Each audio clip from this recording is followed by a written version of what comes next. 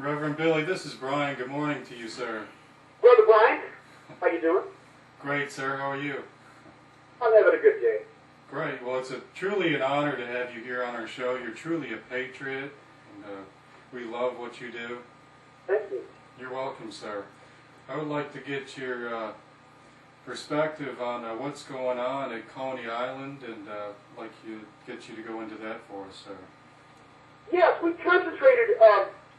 We had a movie happen last year, and called "What Would Jesus Buy?" And "What Would Jesus Buy?" Its commercial release ended in. It's a Christmas movie. Ended in January, and then we decided to become local. Get local was our theme, and we have concentrated on evictions. We concentrated on historical places in New York City that are under attack, and two places in particular, Union Square and Coney Island. And they're two places that are historical for different reasons. Union Square is when the earliest story I've heard about Union Square is on the last day that the British were in New York. They got on the ships in the East River. The last of the redcoats left. Then the river spread through town, which was concentrated at that time mostly at the bottom of Manhattan. The river spread that the Continental Army was marching down from the north. And the city officials, brushed their teeth and combed their hair and started walking north.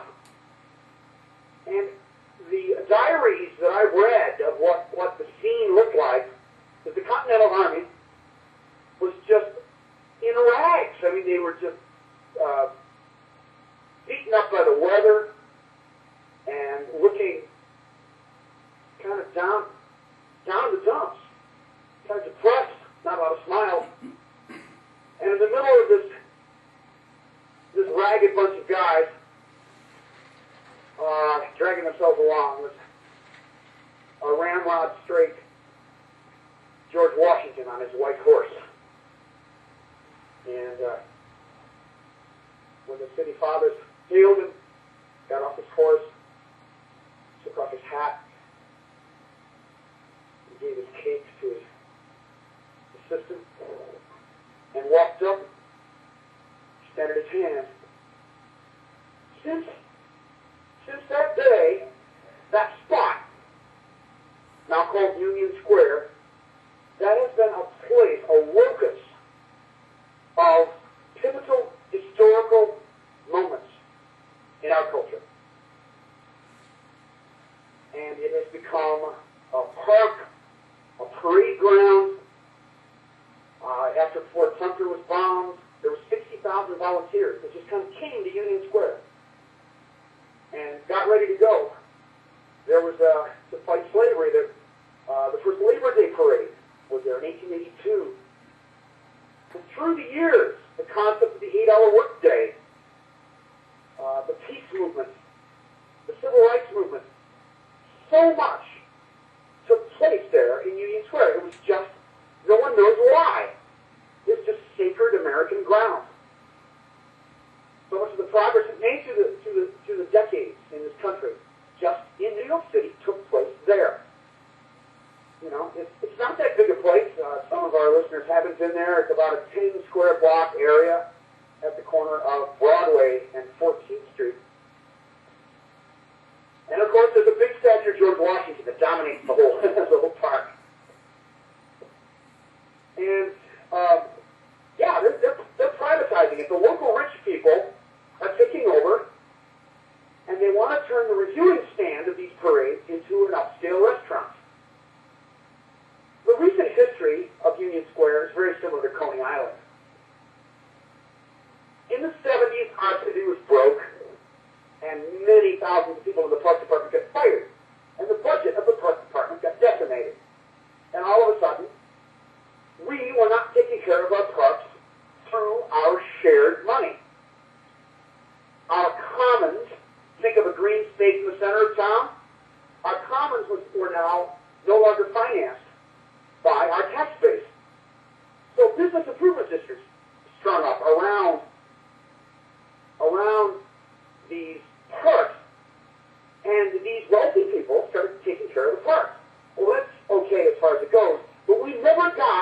the money back. We never got our trucks back.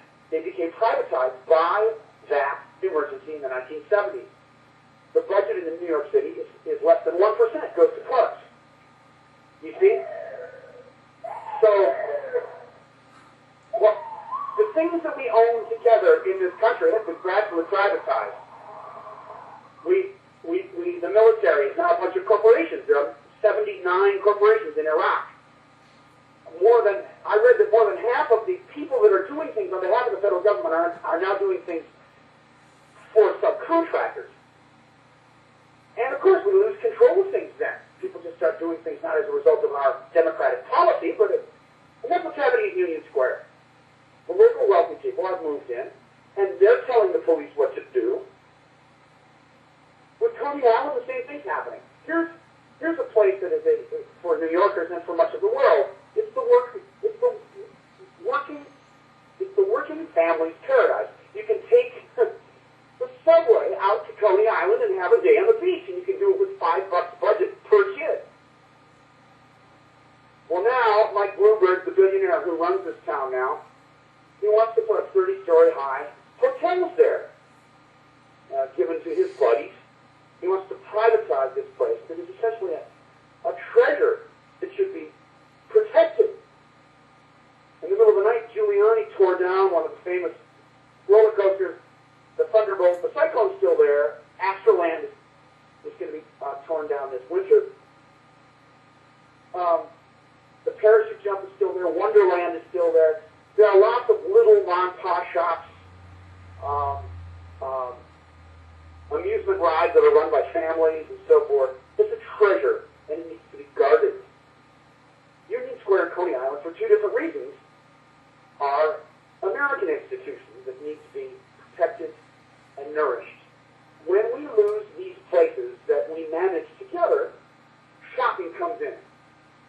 Everything becomes commodified. Everything has a price. That's the end of democracy. It's the end of freedom. And so we've been going to jail. We've been jumping up on tables and shouting at public meetings, singing songs on the street corner, doing what we can. I just about got jailed and taken to the tubes last night at Union Square, surrounded by policemen, because I was using a bullhorn. Well, come on. The First Amendment. Congress shall make no law respecting an establishment of religion or prohibiting the free exercise thereof.